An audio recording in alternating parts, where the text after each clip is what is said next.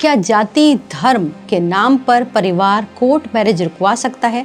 नमस्कार, अपनी जोड़ी में आपका बहुत बहुत स्वागत है। मैं हूं डॉक्टर तरुणा एस गौड़। अपनी जोड़ी में हम बात करते हैं रिश्तों की, उनके उलझने की, सुलझने की लीगल एंगल से। तो इस वीडियो में जानिए कि अगर आप अलग अलग धर्मों से बिलोंग करते हैं और आप कोर्ट मैरिज करना चाहते हैं तो क्या माता पिता आपकी शादी रुकवा सकते हैं? उनका अधिकार क्या है? तो अगर आपके मन में भी यही सवाल है तो हमारे साथ इस वीडियो के अंत तक बने रहें, क्योंकि यहाँ पर हम सिर्फ कानून ही नहीं बताएंगे बल्कि प्रैक्टिकल सिचुएशन को भी समझाएंगे। सबसे पहले समझिए कि जिसे आम भाषा में कोर्ट मैरिज कहा जाता है या फिर लव मैरिज कहा जाता है, वो आम तौर पर होती कैसे है। वो होती है कोर्ट के थ्रू, और उसके लिए एक स्पेशल एक्ट होता है, स्पेशल मैरिज एक्ट 1954। इसके तहत कपल को मैरिज ऑफिसर या मैरिज रजिस्ट्रार के सामने जाना होता है और शादी के बारे में एप्लीकेशन देनी होती है। वैसे लव मैरिज और कोर्ट मैरिज अलग अलग रिलीजन के अकॉर्डिंग भी हो सकती है, जैसे हिंदू मैरिज एक्ट और मुस्लिम पर्सनल लॉ के तहत भी। लेकिन अगर इंटर रिलीजन कपल है तो फिर ये स्पेशल मैरिज एक्ट के अंदर ही होगी। उसके लिए सबसे पहले एक एप्लीकेशन रेज करनी पड़ती है। इसके लिए एक एलिजिबिलिटी क्राइटेरिया भी होता है। उस क्राइटेरिया के अनुसार लड़की की उम्र कम से कम 21 साल से अधिक होनी चाहिए और लड़की की उम्र 18 साल से अधिक होनी चाहिए।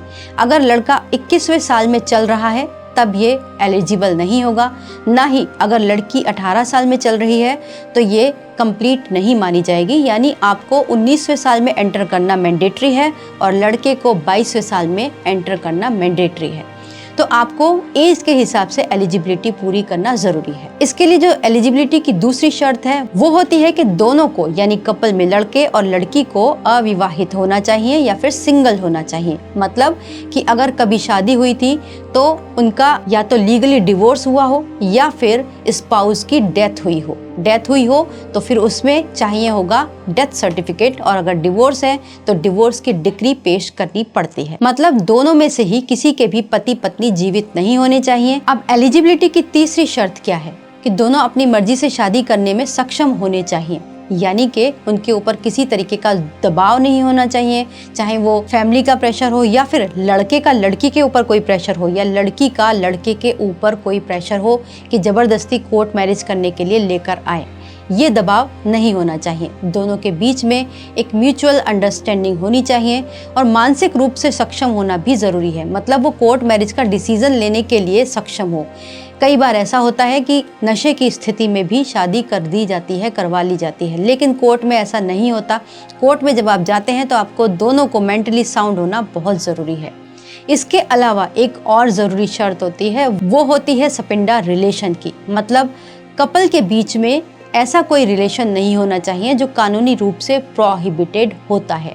प्रोहिबिटेड से मतलब है कि लड़का और लड़की दोनों के बीच में कोई नातेदारी नहीं होनी चाहिए। अब इसको कैसे पहचानेंगे? अगर आपको ये पहचानना है तो लड़के की 5 पीढ़ी से अबव और लड़की की 3 पीढ़ी से अबव के रिलेशन को मिलाकर देखा जाता है। इस काम को मैरिज के लीगल एक्सपर्ट करते हैं।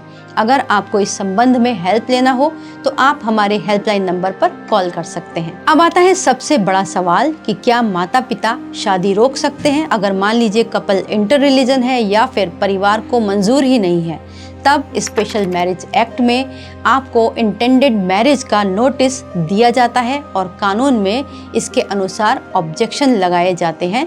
और ऑब्जेक्शन की भी एक अलग व्याख्या है। जैसे कि हमने पहले डिस्कस किया कि कपल को सिंगल होना जरूरी है, मेंटली साउंड होना जरूरी है और एज के तौर पर भी एलिजिबल होना जरूरी है। तो ऐसे में अगर परिवार ऑब्जेक्शन करता है तो उनके ऑब्जेक्शन को नहीं माना जाएगा। लेकिन इसमें वास्तविक ऑब्जेक्शन आखिर हो क्या सकते हैं, क्योंकि जब हम बात स्पेशल मैरिज एक्ट में ऑब्जेक्शन की कर रहे हैं तो वो जानना भी ज़रूरी है।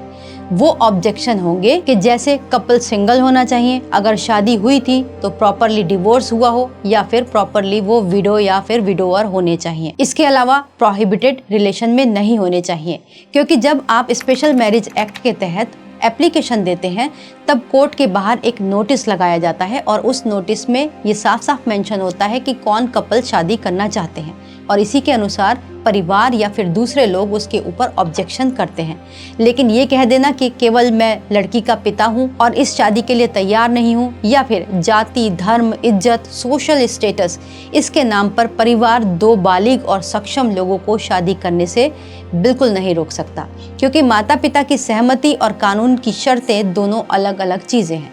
मान लीजिए लड़का 25 साल का है और लड़की 23 साल की है, दोनों अपनी इच्छा से शादी करना चाहते हैं, तो दोनों की पहले से कोई शादी भी ना हुई हो तो फिर सारी कंडीशंस परिवार की मायने नहीं रखती, आप आराम से कोर्ट मैरिज कर सकते हैं। लेकिन हाँ, कपल के लिए भी एक बहुत ज़रूरी बात है कि उनको इस बात का ज़रूर ध्यान रखना है कि शादी के वक्त लड़की या फिर लड़का नाबालिग ना हो। अगर लड़की की एज 18 साल से कम है तो इस स्टेप को, यानी कोर्ट मैरिज के स्टेप को बिल्कुल मत लीजिए।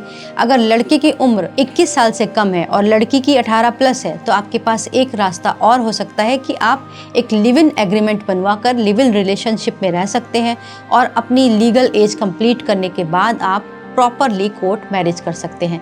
ये बहुत सारी कानूनी पेचीदगियाँ होती हैं और रास्ते होते हैं। अगर आपको भी किसी भी तरीके की हेल्प चाहिए, आप एलिजिबल कपल हैं, तो आप हमारे हेल्पलाइन नंबर पर कॉल कर सकते हैं।